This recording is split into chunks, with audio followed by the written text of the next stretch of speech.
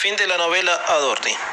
Finalmente, la tarde del sábado renunció el jefe de gabinete Manuel Adorni, a lo que desde el momento dará lugar a expectativas sobre lo que vaya a pasar en el gobierno después de 100 días de salpicaduras innecesarias. La renuncia se venía palpitando desde el momento que el presidente, por primera vez en muchos días, haya dado la señal de que le soltaría la mano a Adorni en caso que la justicia lo encontrara culpable de cometer ilícitos en la función pública. Y sin dudas, esto traza una línea en dejar atrás semejante sinsabor y la recomposición de la imagen del gobierno que se ha visto atravesada por el ahora ex jefe de gabinete.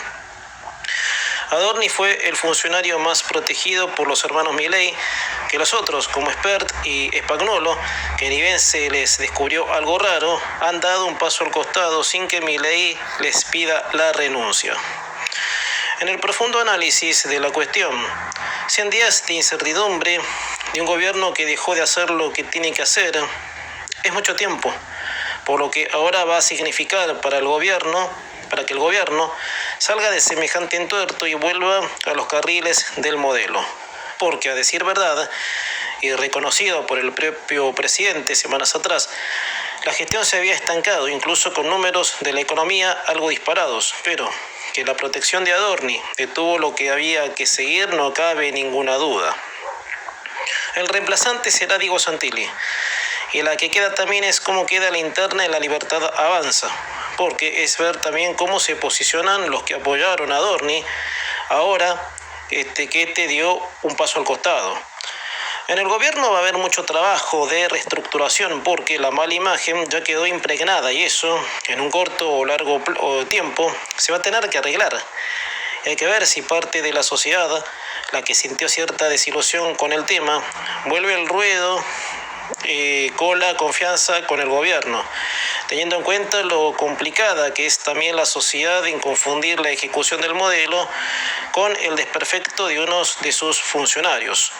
A mí me parece que Milei se confió mucho en eso y tal vez más por eso que lo que tenga que hacer es recomponer una esencia que equipara al gobierno, que es sí, por supuesto, equipar al gobierno que es fulminar las oscuridades de la vida pública, aquello que el presidente le llamó la casta, aquella que cometió ilícitos en los sillones públicos.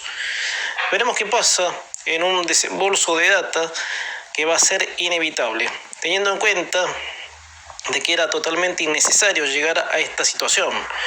O sea, el gobierno debió resolverlo desde el primer momento.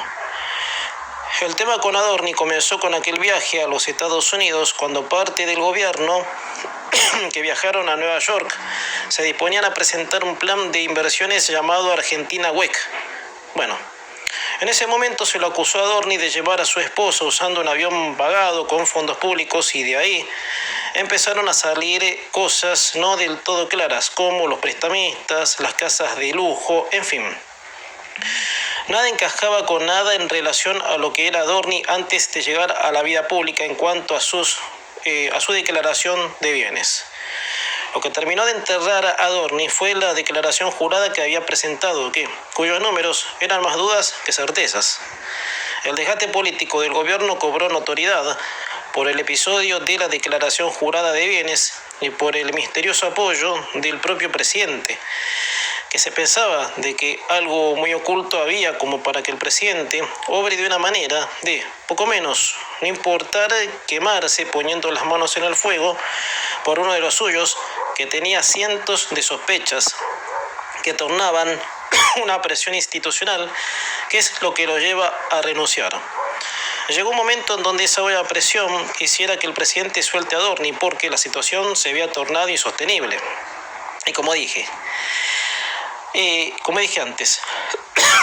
antes ya era insostenible. En estos últimos días era directamente un caos. A poco de la renuncia, Adorni en redes sociales agradece al presidente por el apoyo y las primeras manifestaciones del mismo fueron de repudio al considerar de que muchos lo trataron de chorro y corrupto.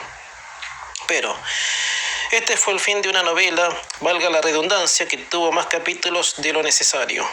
Ahora, hay que ver cómo el gobierno limpia la imagen, porque no es el típico borrón y cuenta nueva, sino que hay susceptibilidades, heridas de gente que esperaba un cambio desde la transparencia en las instituciones.